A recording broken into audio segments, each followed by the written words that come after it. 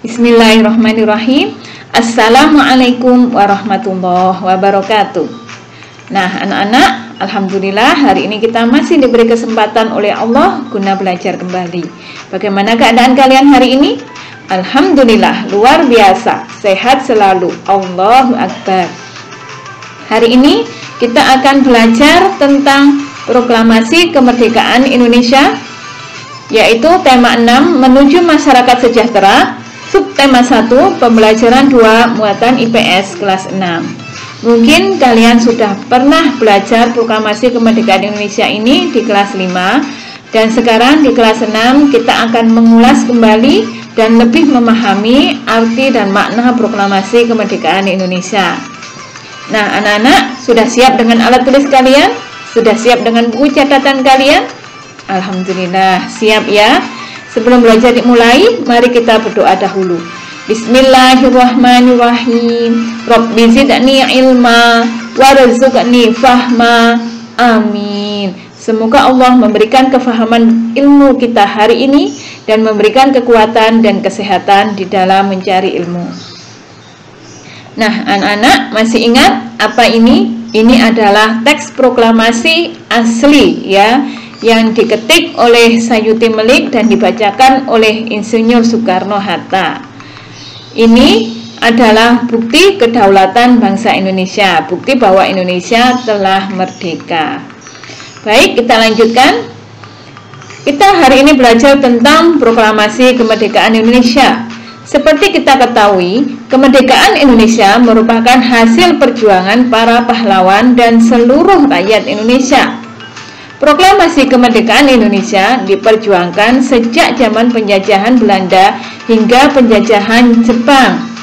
Pada zaman penjajahan Jepang, Belanda atau Jepang membutuhkan bantuan rakyat Indonesia untuk melawan sekutu.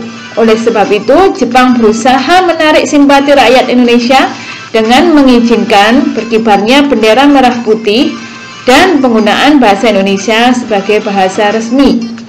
Jepang juga menjanjikan kemerdekaan Indonesia. Janji ini diwujudkan dengan pembentukan BPUPKI. Masih ingat apa BPUPKI itu? Dan PPKI. Nah, akan tetapi pada bulan Agustus 1945, Jepang kalah dari sekutu. Kabar ini didengar oleh Sultan Syahrir melalui radio, dan beliau langsung menyampaikan berita ini kepada Soekarno dan Muhammad Hatta. Sultan Syahrir dan golongan muda mendesak Soekarno dan Muhammad Hatta untuk segera memproklamasikan kemerdekaan Indonesia. Mereka membawa Soekarno dan Hatta ke Rengas Dengklok untuk melindungi beliau dari pengaruh Jepang. Mereka pun kembali ke Jakarta dan menuju rumah Laksamana Maeda untuk menyusun teks proklamasi. Laksamana Maeda adalah salah satu tentara Jepang yang mendukung adanya kemerdekaan Republik Indonesia. Akhirnya, teks proklamasi disusun oleh Soekarno, Hatta, dan Ahmad Subarjo, kemudian diketik oleh Sayuti Melik. Naskah ini kemudian diproklamasikan atau dibacakan di Jalan Pegangsaan Timur nomor 56 Jakarta. Proklamasi merupakan peristiwa penting yang penuh makna bagi bangsa Indonesia. Proklamasi kemerdekaan bermakna bahwa bangsa Indonesia telah menjadi negara dan bangsa yang merdeka dari segala bentuk penjajahan. Nah, selanjutnya kita belajar tentang makna dari proklamasi. Sudah siap ya selanjutnya? Bismillah. Makna dari proklamasi bagi bangsa dan rakyat Indonesia ada banyak sekali ya yang bisa kita pelajari di sini. Yang pertama adalah, kita ulang lagi. Makna proklamasi ada dua, yaitu makna kemerdekaan Indonesia di dunia internasional serta makna proklamasi bagi rakyat dan bangsa Indonesia sendiri. Adapun makna proklamasi bagi dunia internasional adalah memberitahukan kepada negara-negara luar bahwa negara Indonesia telah ada dan merupakan negara yang berdaulat. Sedangkan makna proklamasi bagi rakyat dan bangsa Indonesia adalah yang pertama, proklamasi merupakan puncak perjuangan bangsa Indonesia. Ini adalah puncaknya setelah sekian tahun, beratus-ratus tahun Indonesia dijajah, dan ini adalah puncak bahwa bangsa Indonesia telah merdeka. Yang kedua adalah proklamasi sebagai pernyataan de facto. Apa itu Ustazah de facto? De facto merupakan pernyataan kemerdekaan yang sesuai dengan kenyataan yang ada. Proklamasi telah dikumandangkan ke seluruh wilayah Indonesia dan dunia. Pernyataan tersebut ada dan nyata. Ini adalah yang dimaksud dengan de facto. Yang ketiga, proklamasi menaikkan martabat bangsa. Secara kultural, proklamasi menaikkan martabat bangsa Indonesia dari bangsa terjajah menjadi bangsa yang merdeka. Yang keempat, proklamasi merupakan awal dari perjuangan. Proklamasi menandakan bahwa perjuangan merebut kemerdekaan telah usai.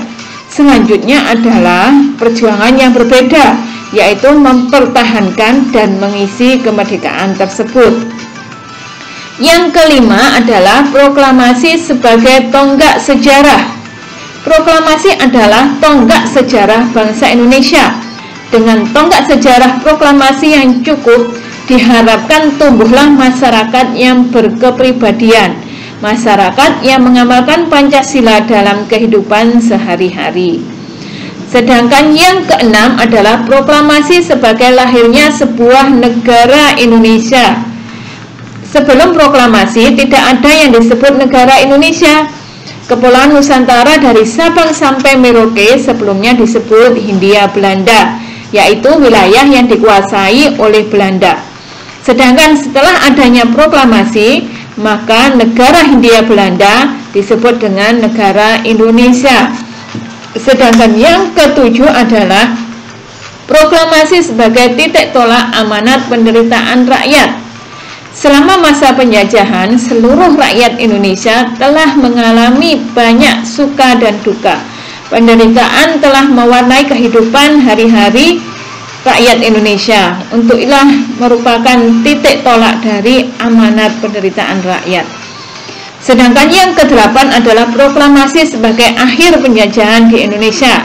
Sudah paham ya?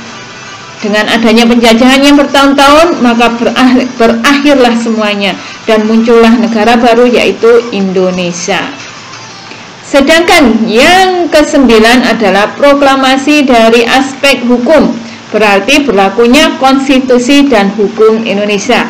Sedangkan proklamasi sebagai aspek sosiologis adalah mempunyai arti bebas, merdeka tidak hanya fisik tetapi juga rasa dan hati nurani.